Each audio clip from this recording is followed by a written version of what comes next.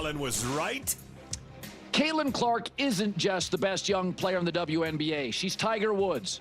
Yesterday sold out her shoe in 10 minutes, according to reports. 10 minutes.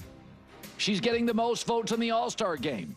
She's driving half of the league's television ratings. I said a year ago, she is Taylor Swift with a jumper.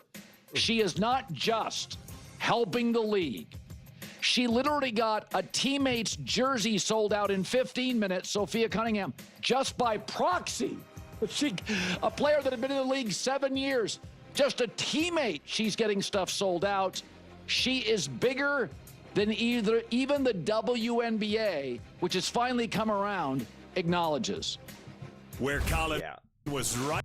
What Caitlin Clark is doing is obviously insanity, but it's even more. I thought he was going to talk about this as well, and it's ridiculous. So Caitlin Clark leads the WNBA All-Star voting for a second year by a large margin. Clark received 1.2 million, nearly 1.3 million votes to lead all players and will be one of the team's captains for the annual event. However, the most impressive numbers are the WNBA's fan engagement and All-Star voting since Caitlin Clark. And this is what I kept saying, that Caitlin Clark's popularity will help everyone. But in 2023, pre-Caitlin Clark, A'ja Wilson was the top voted player with 95,860. The following year, Caitlin Clark received 700,000. Clark smashed her number out of the water in 2025, receiving 1,293, a 13-fold increase in fan vote volume in just 2 years. That is what Caitlin Clark is doing. She is making everyone relevant. Someone tried to blast me in the comment section. It's pretty funny. They were like, "You're so naive. You're oblivious. The WNBA was amazing before Caitlin Clark, and it's since 1997 and this or that." Because I always say tongue-in-cheek, the WNBA did not exist before Caitlin Clark. And then, of course, they had to make it about physical appearance and all that. And it's like, it's about popularity. Even A'ja Wilson is now more popular. Like, when are people going to accept that? It's okay. It's benefiting everyone's life that works in or around the WNBA. I've never seen more people cry about popularity in my entire life. Like, it's crazy. It's crazy. I mean, this is what Caitlin Clark is doing. And it's so funny, too, because when you use examples of, like, Tiger Woods and this, that, they're like, oh, well, that's because he was a man. But with women, it's like they have to make the circle smaller and smaller and smaller and smaller. Next thing is going to be, oh, well, it's because she's 6 foot and this, that. But you really don't like, women who are under 5'9", who are left-handed, who are born in this part of the hemisphere. And it's like, okay, sure, whatever. Whatever you say. Because there hasn't been plenty of other players in the WNBA that looked like Caitlin Clark before Caitlin Clark. But I got news for you. They're not as great as Caitlin Clark, and they're nowhere near as popular. That's just the reality. It's reality. It's not speculation. It's not guessing. It's the reality. And it's okay to accept reality. You have to. For those of you who don't, they end up in a hospital. So you can't fight reality. I mean, Caitlin Clark is she's changing women's sports and women's basketball. She's redefining it and creating something literally out of nothing. Selling out everything. Fans going crazy. For her, for the WNBA. The WNBA is growing now. They're going to add more teams around the country in major cities like Philadelphia. This all matters. If Caitlin Clark is going to a city near you, I'm going there. I mean, and so are other people going to go there. And then I would be excited to bring my little niece, to bring my little nephew, and point out to the players and be like, look how great this girl is. Look how awesome. Look at that shot. Oh, yeah, that's Lexi. Oh, yeah, that's Angel. Oh, yeah, that's Asia. Yeah, that's Haley. That's, Sabrina. That's Kaylin Clark. That's how this works. I mean, it's so funny to me that this still... I mean, like, you got fans saying that this was fixed, that this was rigged. I mean, you realize that's like a real thing that people are talking about, that the fan voting is rigged. It's rigged. It's rigged. I mean, Colin is, obviously 100% right. But I'm making the argument that she's bigger than Tiger Woods and will have a greater impact than Tiger Woods. Because golf is still so narrow. It's very narrow. And golf does not reach the masses. Basketball is arguably the most the sport that almost anyone can play.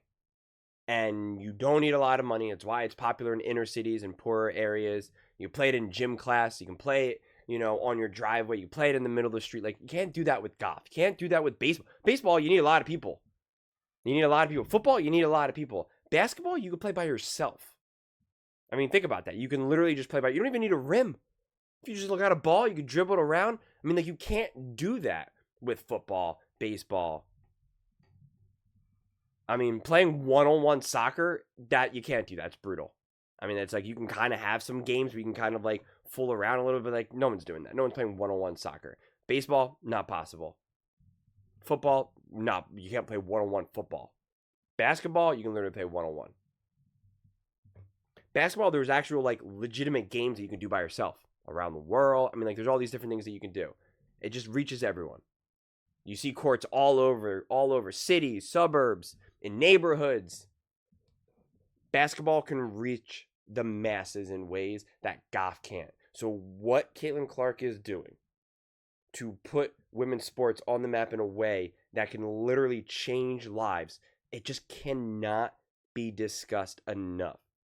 That's why tennis can only go so big. Serena Williams, a monster and a beast, and also did amazing things for women's sports. Tennis is a very narrowly specific thing. It just is. I know it's popular in its own right, but it's just different, man. It's just different. Simone Biles, monster, beast, Olympian, freak athlete. Gymnastics is also wildly specific. Wildly specific. Basketball enters our homes across the country. And it passes race, gender, socioeconomic status. You don't need any private lessons. You can join a team very easily. You can't do that with tennis. You can't do that with golf. When you're growing up, there's no like casual intramural leagues for like tennis or golf or something. It's just not. It's really not. Basketball, yeah, absolutely. Like I said, you played in gym class. The poorest schools in the country have a gym and a backboard and a rim and a basketball. They don't all have tennis courts. They certainly don't have golf clubs. They do got basketballs. They certainly got that. So the fact that Caitlin Clark is having this effect is amazing. It's extraordinary. It's so beneficial to so many things that we actually just can't see just yet. Because what Caitlin Clark is doing right now, she's simultaneously planting seeds, but also she's already planting like flowers and trees that are already blooming, that are already like growing and blooming. But there's still all this other stuff that we have not seen reach the surface yet. The WNBA will just keep getting bigger and bigger and bigger. Caitlin Clark will get more and more and more popular. And other women in the WNBA will get more and more and more popular. And then before you know it, the WNBA is a legitimate league with household names where people are excited to go to the games. They're legitimately cheering. You have true fan bases in each city. It's like a real functioning league. And then it all gives us something to do in the summer while we're all just waiting for the NFL and the NBA to start up again. The WNBA can own the summer. There's nothing going on in the summer for sports. Colin earlier in the show said, you know, we have football, we have football content, and then we're just waiting for more football content. He said that's what sports talk is. I mean, you know, the NBA playoffs are exciting. The bulk of the NBA season is during the NFL, and the NFL matters. Each game matters. The bulk of the NBA season, those games just don't matter. So everyone's still focused on that. Then you have the playoffs, and playoffs come and go. And basketball can be so driven by stars. Can be so driven. But it feels like the WNBA has the potential to be a little different. Because it seems so divisive. It feels so intense and controversial. Like, it's not really, like, it wasn't, like, even when LeBron and Steph were at their peak going against each other, and you had the fans, the Steph Curry fans and the LeBron fans, like, and they're battling in typical sports fashion, like we see with Josh Allen and Mahomes, or, you know, whatever, Lamar and Joe Burrow. It wasn't controversial. It wasn't controversial to like Steph or LeBron or choose this guy or that guy. It was just typical fans going, you know, you're not the GOAT. Oh, he's not the best shooter ever. It was like typical, you know, standard fan stuff. This feels so much bigger. It seems like when you choose your player, it's just like, it's just your identity. It's your core. You're Caitlin Clark, you're Angel Reese, you're Asia Wilson, you're Sabrina, you're, you know, Paige. Like, it's just this, like, oh, it's your badge, it's your tribe, and you will fall on the sword to protect it. Like, the level of intensity is so much more extreme, and that has the potential, as long as we don't mess it up, and the fans can just, you know, I guess keep it online. I'll say we can have so much fun, man. We can have so much fun. I remember saying this last year. I'm like, guys. The WNBA, there's nothing in the summer. For the springtime, oh my gosh, they keep trying to make football thing in the spring. And they try so hard, the XFL, the UFL, you know, whatever the heck it is called. You know, it keeps changing, and it's just like, nobody cares. Nobody cares. And they're trying to show highlights, and they're like, oh, Mark Johnson was the MVP of the league. And it's like, who? What are you talking about? It doesn't matter. I mean, the WNBA, Caitlin Clark had legit more juice and more interest than majority of the playoff games for the NBA. That's a real thing. And what's cool about this league right now, which over time it should change, since it's a smaller league, you have a lot of more like kind of these like repeat matchups. So you get to see a lot more head-to-head matchups. You don't have to wait like months or something to maybe see great players play, or it doesn't have to be saved for like Christmas or, you know, whatever it may be. So it's just like, I shared this before.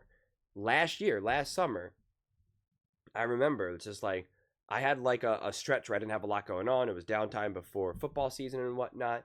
And I was like, this is so awesome to just casually at night eat my food, sit on the couch, and watch some WNBA games. And it's a different viewing experience. It's different basketball.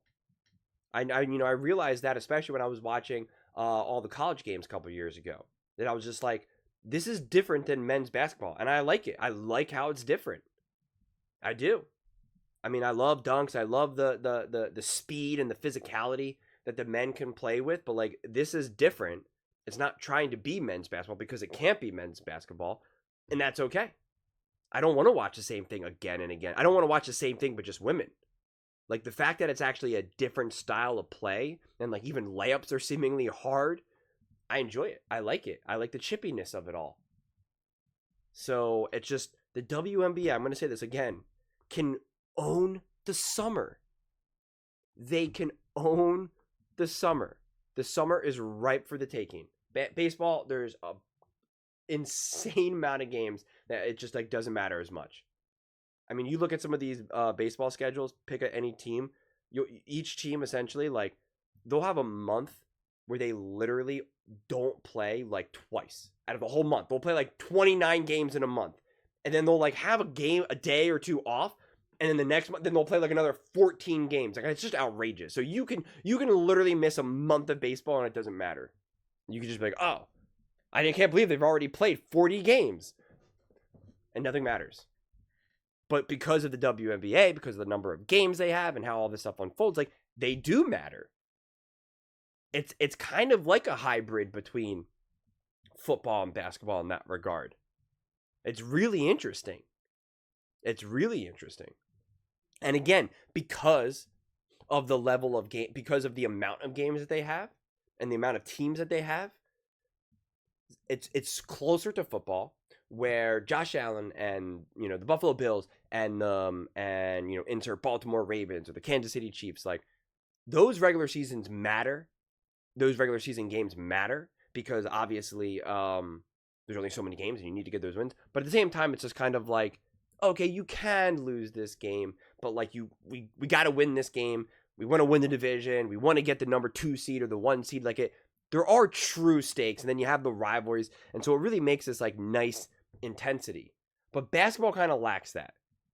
LeBron James can play Steph Curry, and I just keep using them as a placeholder because they were really the most popular back and forth over the last like decade or so. Christmas, it could be a fun, exciting game, but at the end of the day, like, it truly fundamentally does not matter. It really, from the core, you can get into the rivalry and stuff like that, and like, you want to win the game, but like, it doesn't really have true repercussions. These games, at the rate that they play each other and the level of, and the type of games they have and the number of teams they have, like, they're playing some of these rival teams and rival, you know, women, whether it's Paige and Caitlin, Angel, whatever, like, they do matter. I mean, right now there's a couple really bad teams, like against, like, you know, like Chicago Sky and whatnot, and then it's like, it matters a little bit less because those teams are just not good. But like, it has the potential to just really give you this feel of like, this is kind of like a week 13, 12, you know, football game right now. Like, this is not just like a random, you know, forced matchup, you know, NBA on TNT Thursday night. You got to be there. And it's like, yeah, this will be a cool game, but like, doesn't matter if the team you love or the guy you love like gets rocked, because it's just like, whatever. It was the 30th game of the season. We got 50 more games, man. We're in first place by 10 games right now. Well, who cares? I'll see you in the playoffs. It's different here. It's different here. That's exciting. That's exciting. The WNBA has such an amazing opportunity here, and it's only growing. So, don't mess this up. We can add another sport to have fun with, to watch with, to discuss, to grow, to have other girls, you know, watch this and feel like it's theirs, to have young boys watch girls be badass and ball. All of it is a net positive. All of it. Don't make it political. Don't make it something that it's not. Just have fun with it. It's an up-and-coming sports league that Caitlin Clark is putting on the map. But those are just my thoughts. I'd absolutely love to hear yours. What do you guys all think about Caitlin Clark named the 2025 WNBA All-Star Captain and receiving over 1 million votes, and just the whole elevation of everything that Caitlin Clark is doing? And like, as Colin is talking about, it's just, she's Tiger Woods. I think she's bigger than that, but let me know in the comments below. I read every single comment. It's whether you agree with me or disagree with me. Either way, let's get in some discussions. Let's get in some fights. But ultimately, let's just have some fun. And please do consider subscribing. We are building an amazing community here, and I absolutely love to see you part of it. I want to build something that we all genuinely feel connected to. Something that we're really excited to be a part of. I think we're on our way to doing it. And please don't forget to give this video a thumbs up, as it really does help with visibility and the algorithm. Thank you so much. See you next time.